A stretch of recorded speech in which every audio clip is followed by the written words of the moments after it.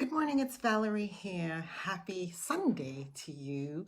Mother's Day, it's a messy thing.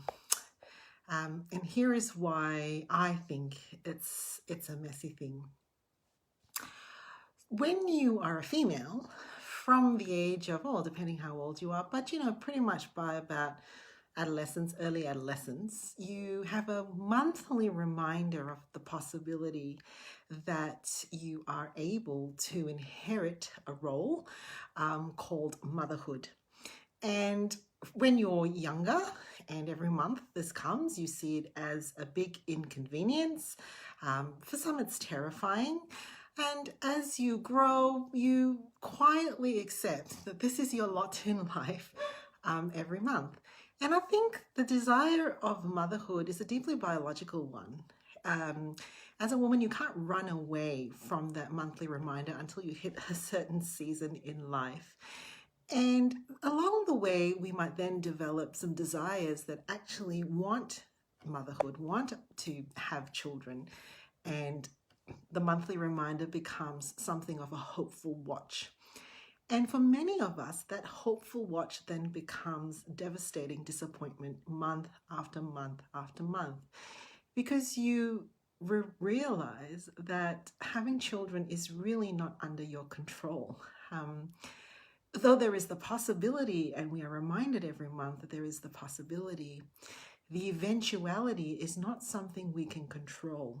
And some of us will try to do our uttermost to get to that point of being able to produce children. And we'll soon realize that this is not possible. And I find that Mother's Day is a day that acutely separates women into different camps in very silent and quiet and sad ways, however.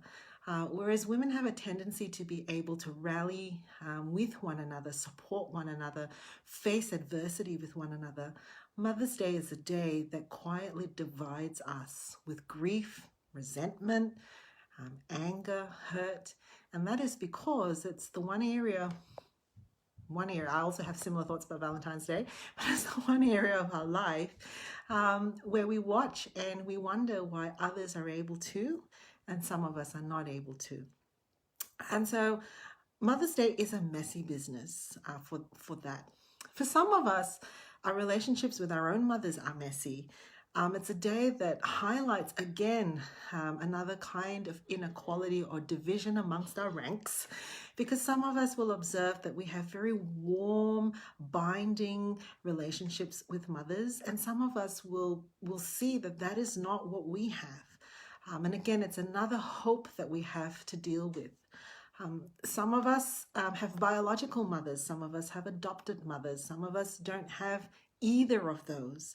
And again, it's a day that sets us aside, thinking, and men and women alike, I suppose, in that respect, where we grieve our mothers, our relationship with our mothers for those reasons.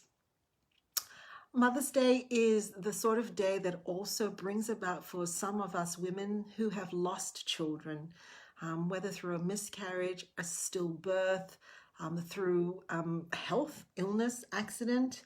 It is again another situation where we may come into spaces where we would normally feel supported and welcomed and included and find ourselves actually being separated. And thanks to social media, we now get booby-trapped. We actually have very little control over what's going to come to us. And it's not the kind of day that you want to dampen for other people and say, I'm just not feeling the good vibes here. Please excuse me if I don't participate in your celebration because I'm actually grieving. And so what I want to say is today is absolutely one of those days where if you need to put your phone aside and you need to switch off social media, it's probably not a bad thing. You can do that. If it's confusing for you, the dynamics that you're feeling like maybe you're being a bit of a Scrooge to other people's happiness, I think that's okay. I think you're just human, and it does bring about some conflicting emotions for some of us. And the thing is, it's pretty much once I tried to get away from Mother's Day, not because I was having a bad Mother's Day, but I just decided that, I wanted to get out of the whole hype of it. And For weeks this was impossible because for about 2 or 3 weeks, everything was pink, yellow, polka dot, and fluffy.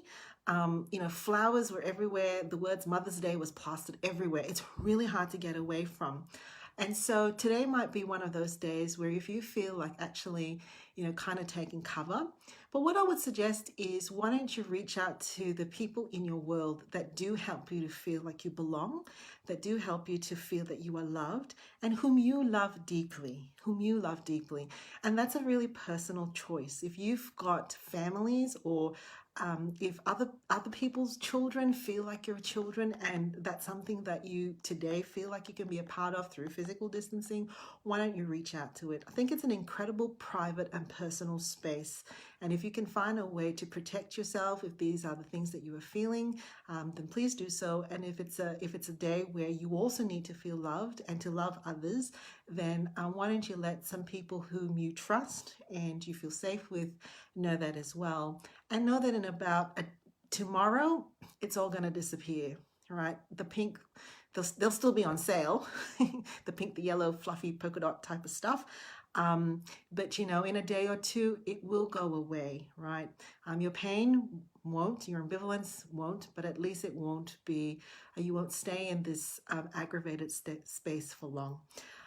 If this gives voice to what you're feeling, and you feel like this might be a helpful thing to share and to put others onto, by all means, please do. So let me finish by saying, have a wonderful Sunday. Take care.